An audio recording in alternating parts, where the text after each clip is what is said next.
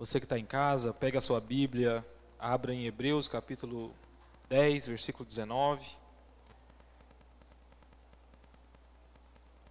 Amém? Todo mundo achou? Então vamos lá.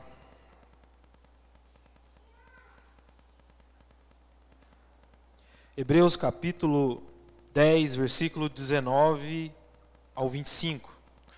Portanto, irmãos, temos plena confiança para entrar no lugar santíssimo pelo sangue de Jesus, por um novo e vivo caminho que ele nos abriu por meio do véu, isto é, do seu corpo. Temos, pois, um grande sacerdote sobre a casa de Deus. Sendo assim, aproximemo-nos de Deus com um coração sincero e com plena convicção de fé, tendo os corações aspergidos para nos purificar de uma consciência culpada, e tendo os nossos corpos lavados com água pura. Apeguemo-nos com firmeza à esperança que professamos, pois aquele que prometeu é fiel. E consideremos uns aos outros para nos incentivarmos ao amor e às boas obras. 25. Não deixemos de reunir-nos como igreja, segundo costumes de alguns, mas procuremos encorajar-nos uns aos outros, ainda mais quando vocês veem que se aproxima o dia. Senhor Jesus, nós te damos graças, Pai. Glorificamos o Teu nome, Deus, e fala aos nossos corações, Deus. Queremos, Pai, de fato, ser vasos novos, Deus, e a Sua palavra, Deus, é instrumento em nossas vidas, Pai. Nos ajuda, Deus, a andar no Seu caminho e a ouvir a Tua voz, Pai. Em nome de Jesus, amém. Amém. Quando eu cheguei nessa igreja, lá para 2015, aí conversei com o pastor João, o pastor, não, aqui para pregar é depois de um ano, Fábio. E ok. E se você chorar, depois de 3. Mais ou menos assim, foi a conversa. E aí depois de muito tempo, né, não foi no primeiro sermão, mas foi perto do primeiro sermão, eu vim e preguei o sermão do Minotauro. Foi péssimo. Só que o pastor João, com a sua elegância, com a sua misericórdia, não sei, né, tava eu lá fora, ele chegou assim e falou assim para mim: se o público, eu acho que ele falou isso só para mim não me sentir mal, sabe? Se o público fosse pastores, o seu sermão serviria. Mas hoje você não falou com a igreja. Quarta-feira que vem você vai pregar o seguinte tema: Jesus comigo no sofrimento. É algo assim, né? Mas eu lembrei disso quando eu pensava no sermão, porque é muito comum hoje em dia os crentes pensar o seguinte: olha, eu e Jesus está tudo bem. Eu e Deus, está tudo ok, eu oro, eu falo com Deus, eu converso com Deus, enfim, está tudo bem. Só que nós temos que entender que é mais do que isso, não é só você e Deus. E esse texto que nós lemos está falando que nós precisamos congregar, nós precisamos estar aqui na igreja. E uma coisa que o pregador gosta às vezes de fazer, todos os pregadores eu acho que já fez pelo menos uma vez na vida, vai lá, faz o estudo do texto, faz uma exegese boa do texto, chega aqui, prega e não fala com ninguém. E nesse dia que o pastor João conversou comigo, eu aprendi: você não está pregando para você não está pregando só para o seu ego, você prega a igreja. Então, né, óbvio, né, todos os pregadores aqui acredito que já perceberam isso. Não é só nós fazermos a exegese do texto, mas nós temos que olhar para todos vocês, para a cultura, e também fazer essa exegese, digamos assim, essa análise, e chegar aqui e fazer a vontade de Deus.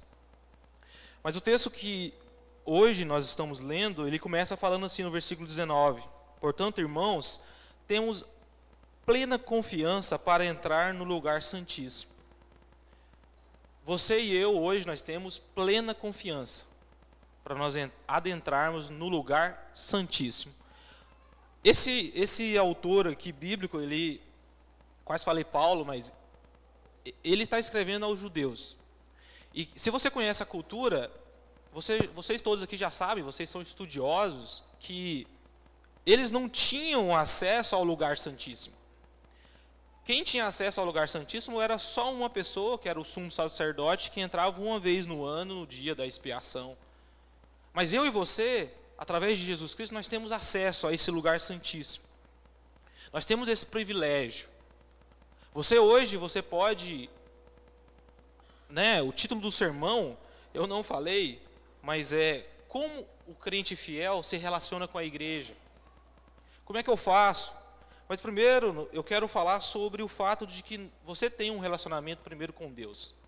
Porque esse caminho, esse lugar santíssimo foi aberto por Jesus Cristo. A morte de Jesus na cruz abriu para você o que ninguém do Antigo Testamento teve a oportunidade de fazer, que é entrar na presença, no santo do santo com Deus, a não ser o sumo sacerdote. Você pode hoje. Você tem acesso a Deus. E o texto continua que esse acesso ele só foi possível pelo sangue de Jesus.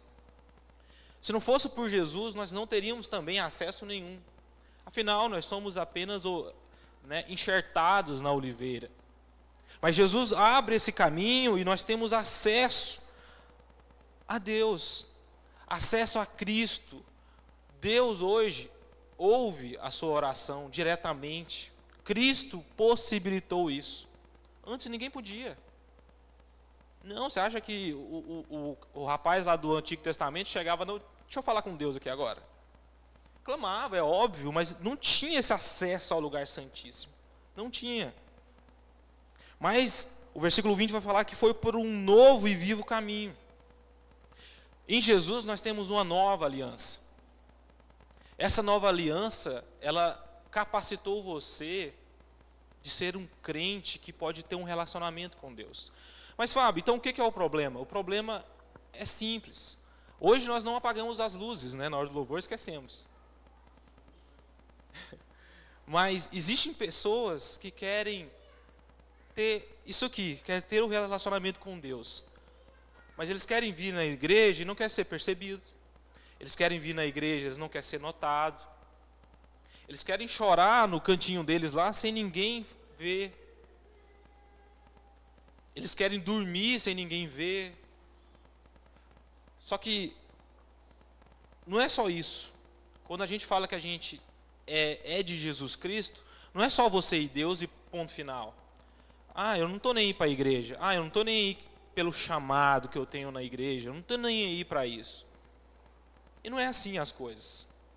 Isso que tem me motivado e eu tenho pensado que essa palavra para hoje ela é oportuna. Porque tem gente que é assim, que acredita assim, eu e Jesus está tudo bem. Mas não é assim. O texto vai mostrar isso para a gente agora. Mas o texto continua, para um novo e vivo caminho que ele nos abriu por meio do véu. Irmãos, você tem acesso. Você tem acesso a Jesus Cristo. Você tem um relacionamento com Jesus Cristo. Com Jesus Cristo você pode ser uma bênção. Com Jesus Cristo você não está só. Tudo isso é verdade. Mas o texto continua no versículo 21. Também temos um grande sumo sacerdote sobre a casa de Deus. E como resultado disso, o texto continua e fala assim: aproximemo-nos de Deus com um coração sincero, com plena convicção de fé, porque o nosso coração foi purificado de uma consciência má e o nosso corpo lavado com água pura. Irmãos, você hoje precisa se aproximar de Deus. Aproximemos, o autor diz isso. Esse é o relacionamento pessoal. É você lá no seu quarto, é você e sua Bíblia, é você e Jesus Cristo. É você na sua sofrência e Jesus ouvindo as suas orações. Mas você precisa se aproximar. Talvez há alguém aqui que está distante de Jesus hoje. Mas se você realmente confessou Jesus, se Jesus é o Senhor da sua vida, você tem acesso a esse lugar santíssimo, acesso a esse socorro. Então, aproxime-se. Não se distancie. Após se aproximar e estar na presença de Deus, aí vem o versículo 23. Coloca para a gente, Yonan, 23. retenhamos firmes a confissão da nossa esperança, porque fiel é o que prometeu. Então, depois que você se aproxima de Deus, você faz o quê? Você permanece. Você permanece de que jeito, Fábio? Firme. Firme com Jesus, firme com Ele, sem vacilar. Eu gosto da outra versão que fala sem vacilar. É assim que nós gostamos de ver você aqui na igreja. Firme com Jesus, sem vacilar, sem dar lugar para o inimigo.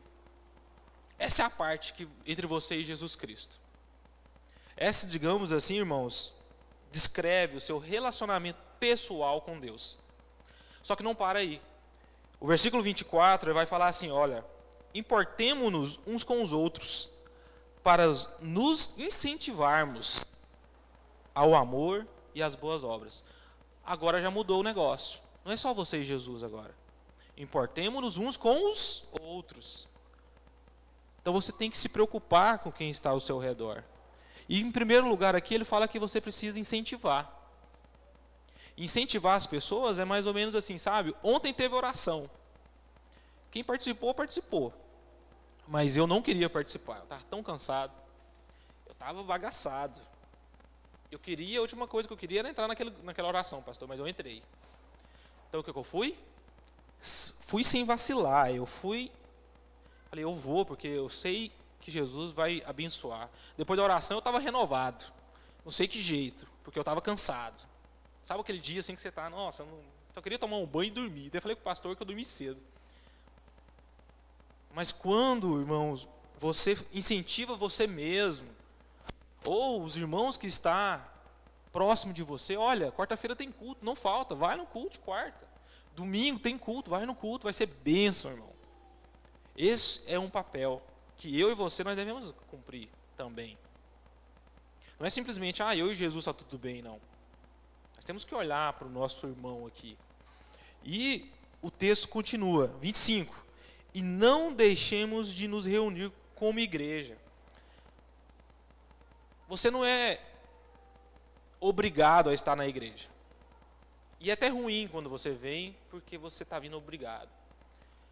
Eu quero acreditar que porque Jesus te chamou, o Espírito habita em você, e após isso que o Espírito Santo habita em você, você entendeu que você tem acesso aos santos dos santos, que Jesus morreu no seu lugar, e essa graça que tomou o seu coração muda a sua vida, e você fala assim, olha, eu não posso fazer outra coisa a não ser estar perto desse Deus do qual eu estou me relacionando. E por isso que você vem ao culto. Para continuar esse relacionamento, só que agora aqui dentro da igreja. Nós precisamos congregar. Eu e você, nós precisamos estar aqui sempre que possível. Eu acho que eu só não venho para a igreja quando eu estou viajando. E às vezes quando eu estou viajando eu ainda sinto falta. Eu falo, nossa amor, eu queria ter dado aquela aula para os adolescentes. Sabe? Essa é a sua vida. Tem muita gente que acha que tem uma vida perfeita com Jesus, que está bom demais a vida com Jesus, só que não está vivendo a vida com Jesus. Porque você vive a vida com Jesus é aqui. É aqui onde Jesus vai pegar você e usar ainda mais. Vai potencializar a sua vida. Mas o texto continua. Segundo o costume de alguns, mas procure o quê? Encorajar. É a segunda coisa. Encoraje as pessoas. Eu até falei, né? Encoraje as pessoas. Tem muita gente que está capengando na fé, capengando na igreja, capengando às vezes na oração, na escola bíblica. Vamos encorajar. O nosso papel como aqueles que foram chamados é incentivar e encorajar. É tão bom quando alguém fala para você assim, olha, vai dar certo. Está difícil, mas Jesus está com você. Está ruim, mas longe de Jesus vai ficar pior ainda. Isso é incentivar. E você falar para, olha, se você acha que longe de Jesus vai resolver, não vai. Longe da igreja vai resolver, muito menos. E por último, sobretudo agora que vocês veem aproximar-se o dia. Aqui ele está falando do grande dia, o dia com D maiúsculo. Nós não sabemos o dia que Jesus vai voltar. Mas eles já esperavam esse dia. Incentive as pessoas. Olha, Jesus vai voltar. Não falte à igreja, esteja em comunhão. Porque eu falo uma coisa para você, triste vai ser o dia que Jesus voltar, ele virar para alguém e falar assim, olha, dá licença, eu não conheço você. Isso vai ser triste. Imagina Jesus virando e falando isso para você, isso corta os corações. Isso é terrível. E eu não estou dizendo para você que se você vir na igreja, você vai ser aceito por Jesus, porque você vê, não é assim.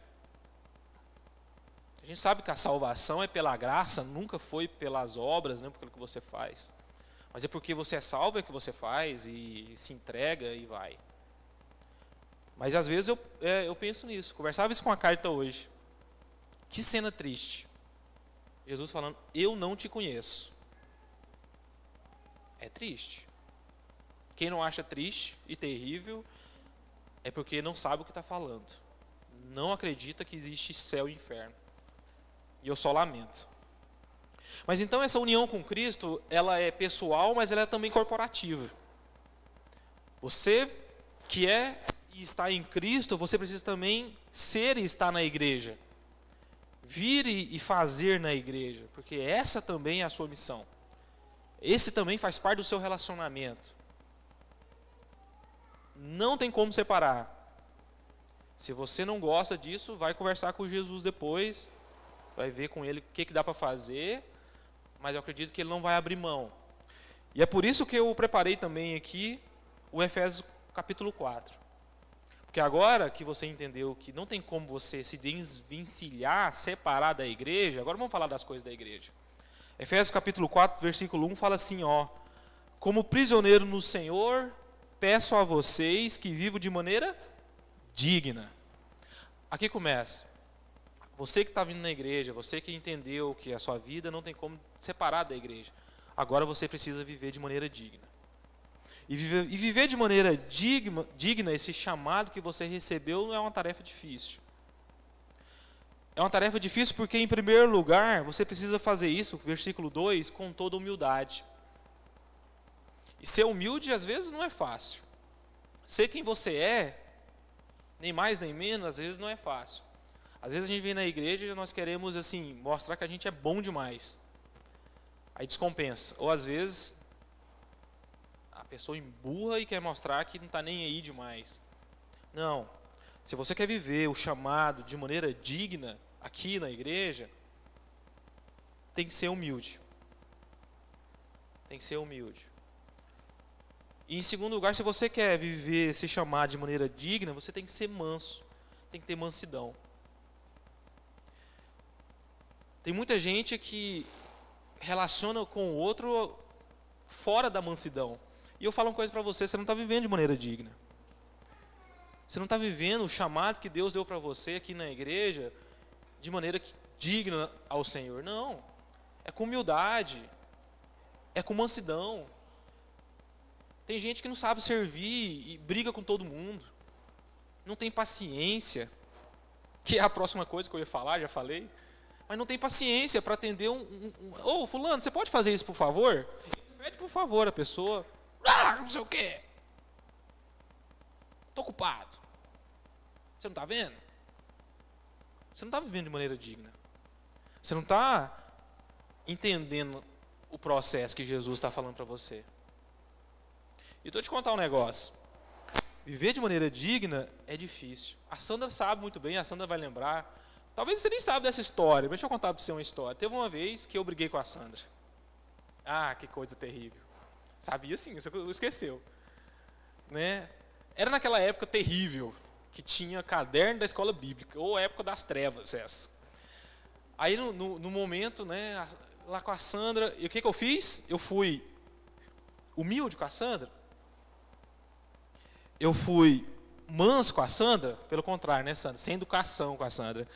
Eu fui paciente com a Sandra? Não fui. Não vivi de maneira digna. Cheguei no pastor, você deu bobeira, você tinha que ter falado, ok.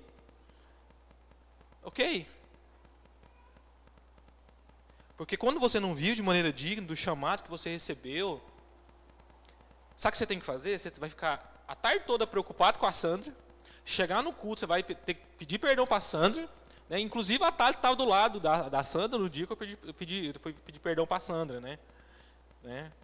Então aí você vai ter que resolver o problema. Então é muito mais fácil você viver de maneira digna, com paciência, com mansidão. Olha para o irmão e fala assim, vou contar até 10, irmão, mas não vou perder a paciência com você. Porque às vezes a gente é humano, às vezes a gente fala meio, né? A gente erra, todo mundo aqui erra, gente. Mas nós queremos viver de maneira digna o chamado que Deus deu para a gente. E por último, no versículo 2, suportando uns aos outros em amor. Gente, suportar uns aos outros não é fácil. Tem dia que suportar alguns não é fácil. Mas a gente tem que fazer isso. É o chamado que nós temos. E se você quer viver de maneira digna, você tem que suportar cada um em amor.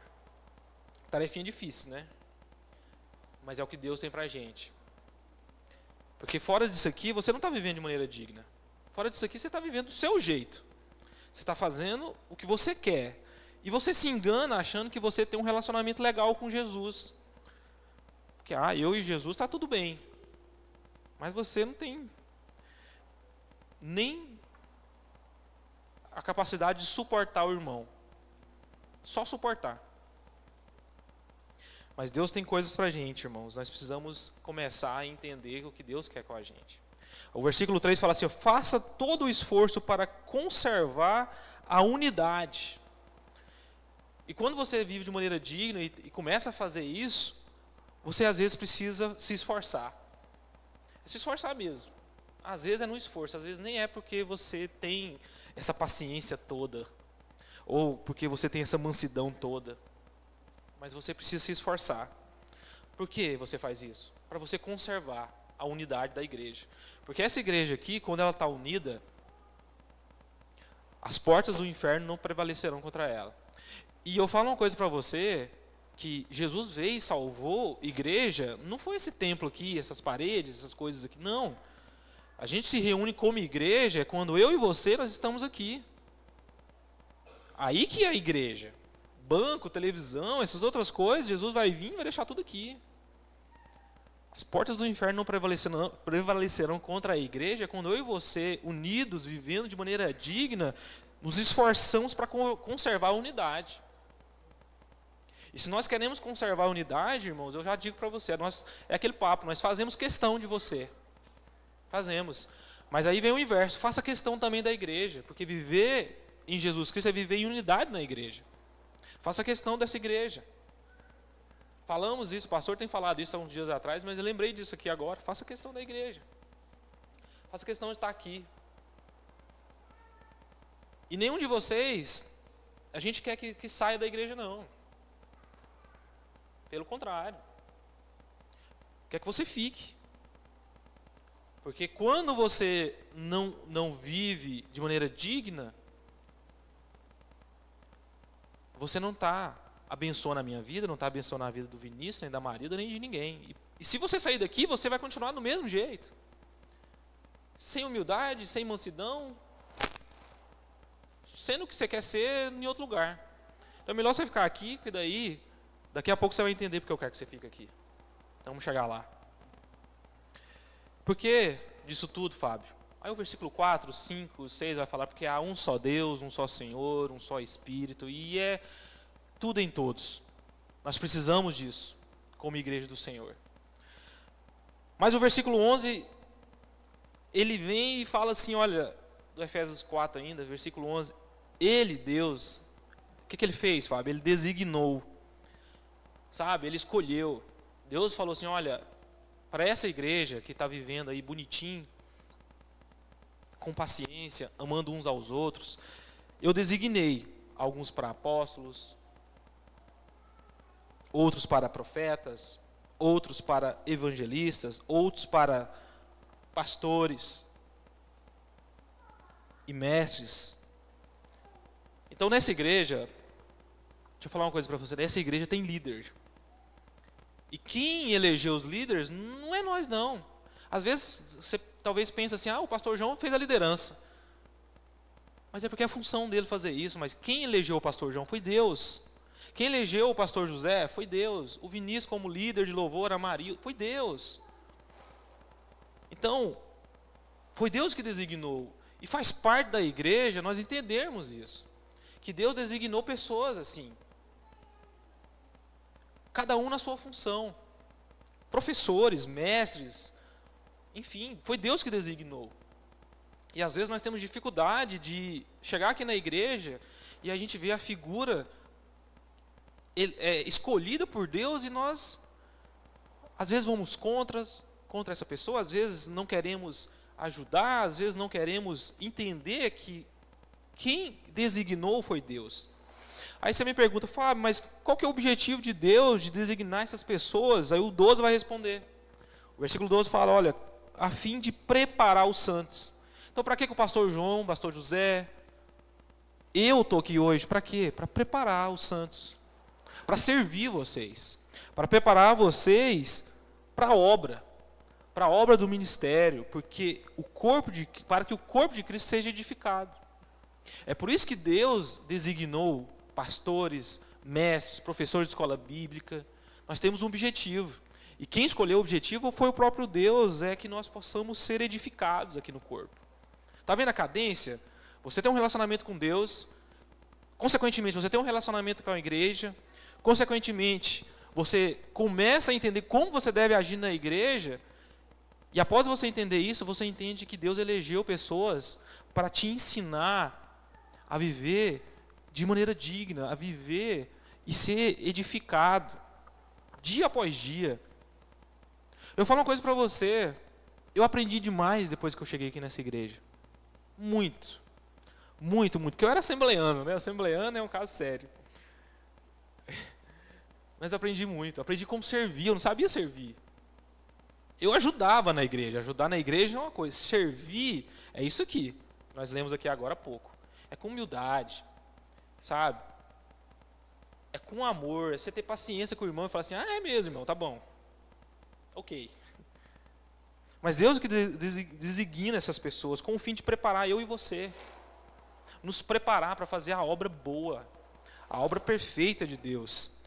Fala, mas qual que é o resultado disso então? Versículo 13 traz o resultado para a gente. O resultado de Deus escolher pastores, professores, pregadores, cantores, é, em primeiro lugar, nos edificar como igreja, mas o resultado disso é que todos nós alcancemos a unidade da fé. E cheguemos à maturidade. O objetivo de Deus é levantar pessoas, pastores, líderes, enfim, é que eu e você cheguemos a essa maturidade. Cada dia, óbvio que não vai ser depois de um ano na igreja, mas nós vamos chegar à maturidade. E tem um aqui que é muito complicado, né, que é atingir a medida da plenitude de Cristo, né? Vamos entender o texto que Paulo não quis dizer Cristo mesmo na plenitude dele, porque nós nunca vamos dar conta. Né? Eu lembro da escola bíblica quando tinha aquele menininho assim, né, na estatura do varão perfeito. E aí o pastor explicava assim, olha, talvez a estatura de Cristo para você hoje seja essa. Mas quando você chegar aqui, você vai voltar lá embaixo de novo, para você crescer de novo. Né? Então a estatura do varão perfeito, às vezes, ela é assim, você vai vivendo e aprendendo, mas, enfim, o resultado disso é que você alcança essa maturidade. Dia após dia. E o que é triste é que às vezes nós vemos as pessoas, essa questão de liderança é muito falado na igreja, né, mas é sempre bom falar, mas às vezes a gente vê as pessoas assim, com o coração duro. O pastor é essa educação, não sei o que, é ruim demais, não sei o que lá. Mas isso tem um resultado, isso tem um objetivo, é nos amadurecer. É fazer de nós, cada dia, chegarmos a essa medida de Jesus Cristo. Não é fácil.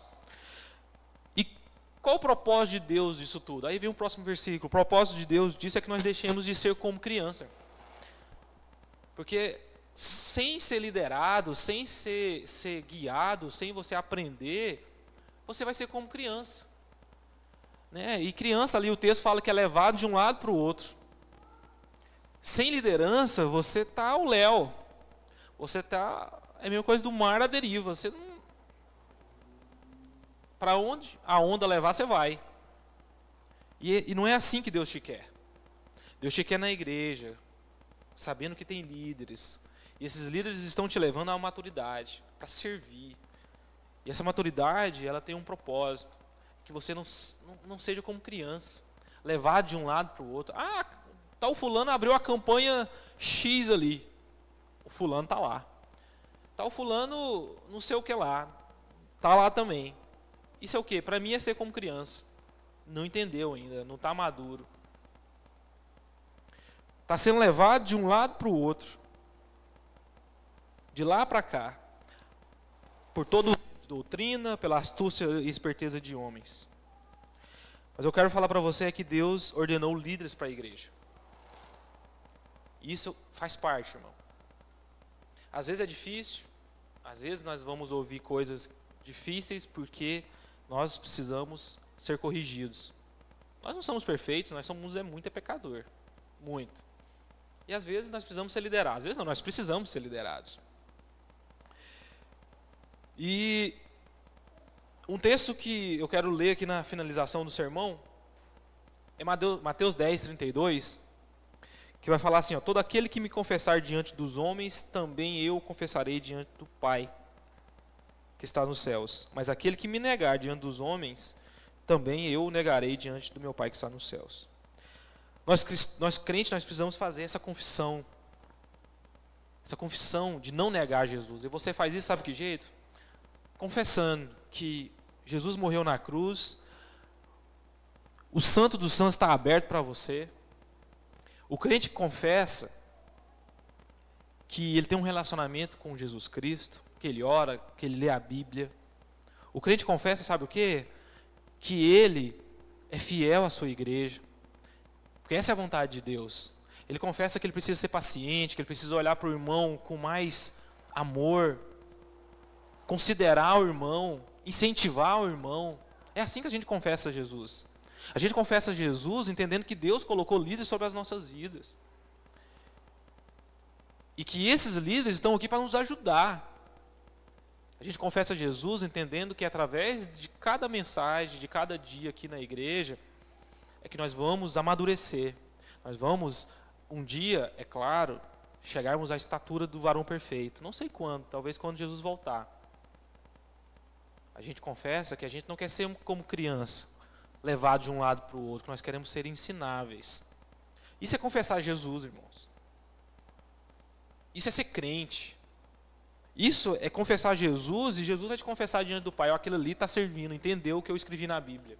Entendeu que é um relacionamento comigo, que eu tenho que ir para a igreja, que eu tenho que ter um relacionamento com meus irmãos, que eu tenho que entender que eu tenho líder.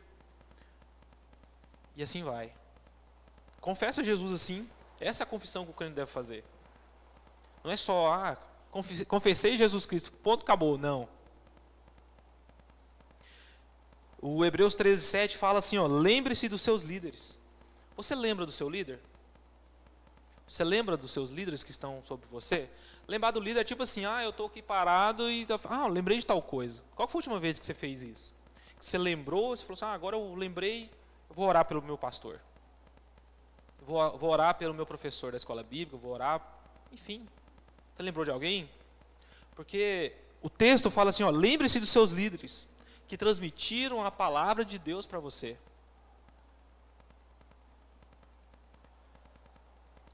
Observem bem. Você tem observado a vida do seu líder? Porque o seu líder, aí que está. Você acha que ser líder é fácil, né? Primeiro, estão te observando. Como você vive, o que você fala, qual que é o seu testemunho, enfim, tudo. E você tem que observar mesmo. É o seu papel observar seu líder e imitar ele.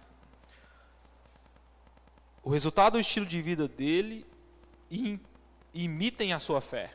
Você tem que imitar a fé do seu líder. Por isso que Deus colocou líderes sobre nós. Por isso que Deus escolheu pessoas capazes para nos liderar. E o 17, né, só para piorar para os líderes, obedeçam os seus líderes. Obedeçam. A palavra de Deus é clara, obedeça aos seus líderes. A gente precisa obedecer aos nossos líderes porque eles devem prestar contas. Ser líder, ser chamado de Deus, ser exemplo para outras pessoas é uma coisa de mão dupla. Ao mesmo tempo que você é escolhido por Deus, ao mesmo tempo que você tem esse privilégio de falar da palavra de Deus e tantas outras coisas, Jesus agora está olhando para mim e vendo se eu estou fazendo o que eu deveria fazer. E eu vou ter que prestar contas. Então, a partir de hoje, passe a olhar para o seu líder de uma maneira diferente. Não é qualquer coisa, é uma pessoa escolhida por Deus. Não é de qualquer jeito, ele vai ter que prestar contas. E não é prestar conta para o chefinho ali do trabalho, que se qualquer coisa você arruma outro, não. É prestar conta para Deus. É sério, não é brincadeira, não. E a gente fala o pastor porque o pastor é referência na igreja. Eu falo, ser pastor é uma das piores coisas na igreja. E ao mesmo tempo uma das melhores. Porque é um privilégio também. Mas é muito sério. Então, irmãos, a palavra de Deus é clara. Você não é crente sozinho, você é crente aqui. E eu gostaria que você entendesse o que Deus tem para você nessa noite é unidade, é vida com a sua igreja e faz parte, tá? Você ter vida com o seu líder, obedecê-lo. Porque se você não considera o líder que Deus elegeu sobre você, a autoridade espiritual que está sobre a sua vida, te guardando, orando por você, você não está sendo aquilo que Jesus quer que você seja. Você não está confessando Jesus do jeito que você deve. Pai, em nome de Jesus, Pai, nós glorificamos o Teu nome. Obrigado pela Sua palavra, Deus, que tem nos ensinado, Pai, a como devemos viver aqui, Pai, e com o Senhor, a tratar as pessoas, Pai, a tratar os nossos líderes, Deus. Pai, nos ajude, Pai, a partir de hoje, Pai, mudar as nossas atitudes para com os nossos irmãos, para com os nossos líderes, Deus. E também, Pai, para com o Senhor, se nós estamos sendo falhos. Pai, nós queremos ser bênção, Pai. Nós queremos, Deus, andar conforme o seu propósito. Deus, chama-nos, Deus, a isso, Pai. Quebranta os nossos corações, Deus, para que nós não, Pai, sejamos enganados, Pai. Que possamos, Deus, aprender, Pai, aqui na igreja, Pai, e não ser jogado para lá e para cá, por vento de doutrinas enganosas, Deus, mas firma-nos, Pai. Firma-nos, Deus, Pai, aqui na Igreja Batista Nacional Ebenezer. Cada irmão, Pai, abençoa, Pai, para que seja rico, Pai, e abundante na Tua obra. Em nome de Jesus, amém. Amém.